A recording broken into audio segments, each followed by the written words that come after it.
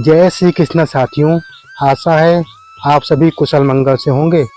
इस चैनल पर हम प्राचीन पुस्तकों से मिलने वाले अमूल्य संदेश को सभी साथियों के साथ शेयर करते हैं, जिसे अपनाकर हमारी जीवन यात्रा सुगम और सुखमय हो सकेगी। इसी सीरीज में आज हम समझेंगे कि असली सुख क्या है और इसे कैसे प्राप्त कर सकते हैं। तो आइए आज की वीडियो को प्रारंभ करते हैं।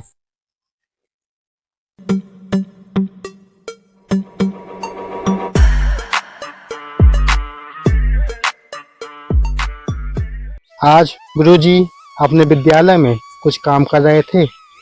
तभी विद्यालय के गेट पर करीब 5 से 6 लाल बत्ती वाली गाड़ियां रुकी। गुरुजी ने देखा कि एक कार से मंत्री जी उतरे हैं। गुरुजी को लगा कि मंत्री जी भी विद्यालय में छापा मारने आए हैं, इसीलिए गुरुजी ने औपचारिक अभिवादन करने के बाद विद्यालय के डॉक्यूमेंट्स दिखाने लगे। मंत्री जी ने कहा, गुरुजी आप यह सब क्या कर रहे हैं? मैं विद्यालय में आपसे मिलने आया हूँ। मंत्री जी अपना लेटेस्ट आईफोन टेबल पर रखते हुए बोले, मैं आपके पास मदद मांगने आया हूँ। बहुत दिनों से मैं आपसे मिलने की कोशिश कर रहा था, लेकिन समय ही नहीं मिल पा रहा था। आज लखनऊ से घर जा रहा था, तभी अचानक विचार आया कि थोड़ा समय है, आपसे मुलाकात हो जाएगी, इसीलिए बिना बताए सीधे विद्यालय आ गया। गुरुजी ने आश्चर्य से मंत्री जी की तरफ देखा और बोले, मंत्री जी मैं आपकी क्या मदद कर सकता हूँ? मंत्री जी बोले, गुरुजी पिताजी आपकी बहुत तारीफ करते हैं। जब से वह आपसे मिले हैं तब से वे पहले जैसे चिड़चिड़े नहीं रहते। मुझे भी कम डांट पड़ती है और परिवार के सभी लोग सुख से रहते हैं। उन्हीं को देखकर मेरा मन भी आपकी मदद मांगने का हो रहा था।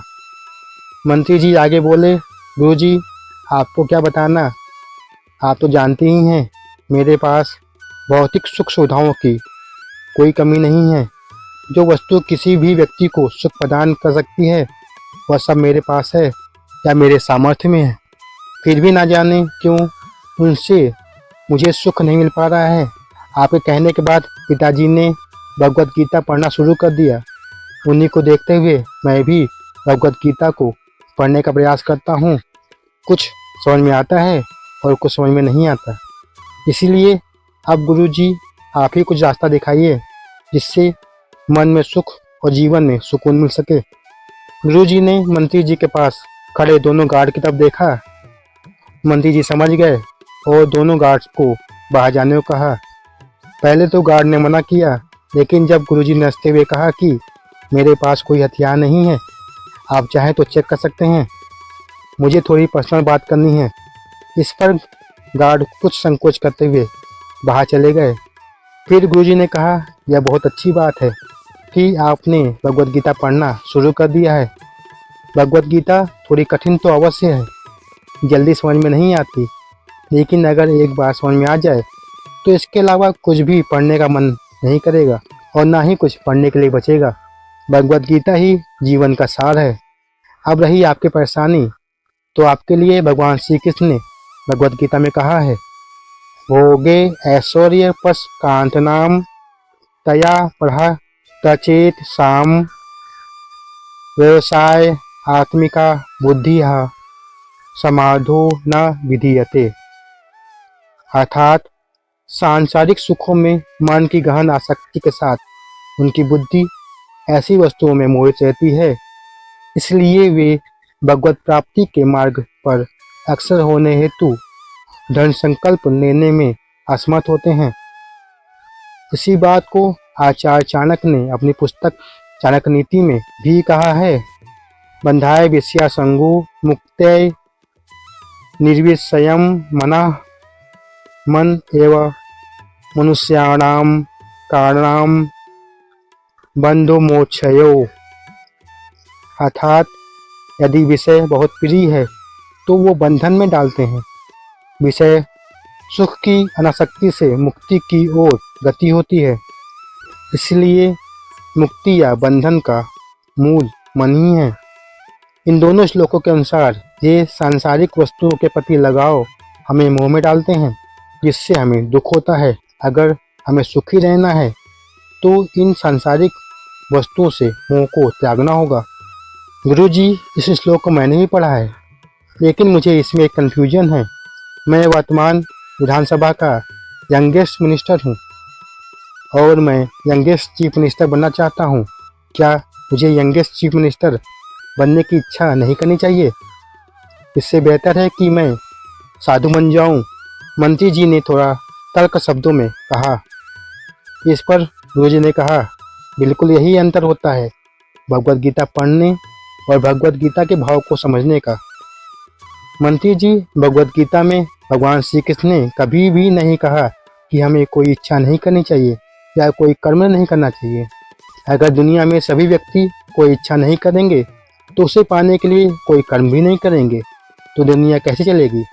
यह संसार कर्म पर ही टिका है। कर्म तो साधुओं को भी करने पड़ते हैं। भगवत गीता के अनुसार हमें इच्छाएं करनी हैं, लेकिन इच्छाओं से लगाव नहीं करना है। इसे ऐसे समझ सकते हैं कि अगर हमारी कोई इच्छा पूरी ना हो तो हमें दुख भी नहीं करना है और इच्छा पूरी हो जाए तो सुख भी नहीं करना है। हमें सिर्फ कर्म करना है और उससे मिलने वाले फल को भगवान को सौंप देना है।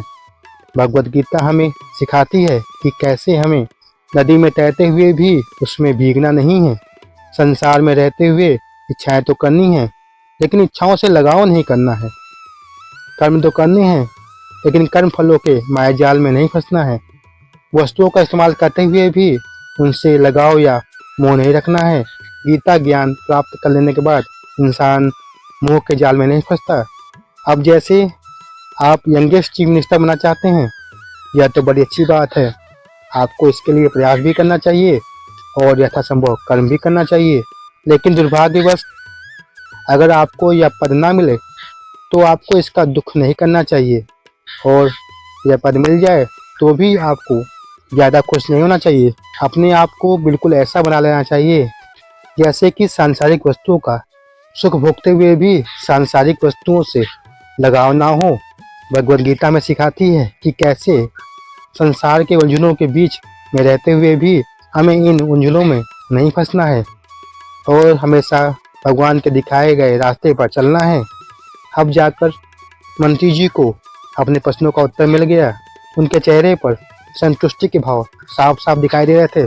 मंत्री जी ने गुरुजी के पैर छूकर उनसे आशीर्वाद लिया और अपने घर की तरफ चल दिए। साथियों, इसी के साथ आज की कहानी यहीं समाप्त होती है। अगर कहानी अच्छी लगी हो तो वीडियो को शेयर कर भगवत गीता के प्रचार प्रसार में हमारा सहयोग कीजिए। राधे राधे।